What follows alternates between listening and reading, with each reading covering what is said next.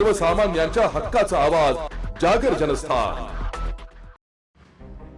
महानिर्मितीच्या दीपनगर औष्णिक वीज केंद्रातील 1/660 मेगावॅट रिप्लेसमेंट युनिट प्रकल्प अंतर्गत कर्मचारी निवासस्थानाच्या बांधकामातील कथित आर्थिक गैरव्यवहार प्रकरणी अधीक्षक अभियंता योगेश इंगळे यांच्यावर बडतर्फीची कारवाई करण्यात आल्याची माहिती समोर आली आहे। या कारवाईमुळे प्रकल्पातील प्रशासन, कंत्राटी कामकाज आणि गुणवत्ता नियंत्रणाबाबत पुन्हा एकदा चर्चा सुरू झाली आहे।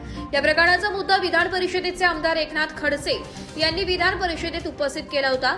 तसेच ऊर्जा मंत्री आणि महानिर्मितीच्या व्यवस्थापकीय संचालकांकडे लेखी तक्रार करून कर्मचारी गृह प्रकल्पातील कथित आर्थिक गैरव्यवहार, निकृष्ट दर्जाचे बांधकाम आणि निविदा प्रक्रियेतील अनियमिततेची चौकशी करण्याची मागणी केली होती। तक्रारीत मुख्य कंत्राटदार, पोट कंत्राटदार आणि संबंधित अधिकाऱ्यांवर संगनमताने शासनाची आर्थिक फसवणूक केल्याचा आरोप करण्यात आला होता।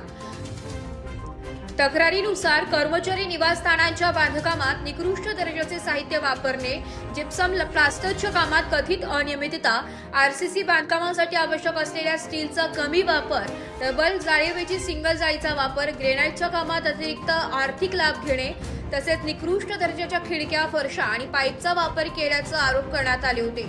या आरोपांची उच्चस्तरीय चौकशी करून दोषींवर कठोर कारवाई करण्याची मागणी करण्यात आली होती। या तक्रारींची दखल घेत संबंधित प्रकरणाची चौकशी करण्यात आली आहे। त्यानंतर अधीक्षक अभियंता योगेश इंगळे यांच्यावर बडतर्फीची कारवाई करण्यात आल्याचं समोर आलंय। या निर्णयामुळे भ्रष्टाचाराच्या आरोपांबाबत महानिर्मितीचे कठोर भूमिका घेतल्याची चर्चा सुरू आहे। दीपनगर प्रकल्पातील वरिष्ठ अधिकाऱ्यांवर अशा प्रकारची ही दुसरी मोठी प्रशासकीय कारवाई असल्याचं सांगितले जाते। यापूर्वी एका वरिष्ठ अधिकाऱ्यावर गैरव्यवहाराच्या आरोपानंतर निलंबनाची कारवाई करण्यात आली होती।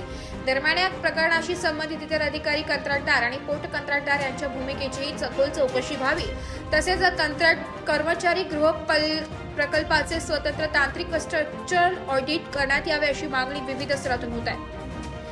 या कारवाईच्या पार्श्वभूमीवर दीपनगर प्रकल्पातील विविध विकास कामांच्या अंमलबजावणीतील पारदर्शकता, गुणवत्ता आणि आर्थिक व्यवहारांबाबत प्रश्न उपस्थित होत असून प्रलंबित तक्रारींच्या चौकशीलाही गती मिळण्याची शक्यता व्यक्त केली जात आहे। जागर जनस्थानसाठी सुमित निकम, भुसावळ।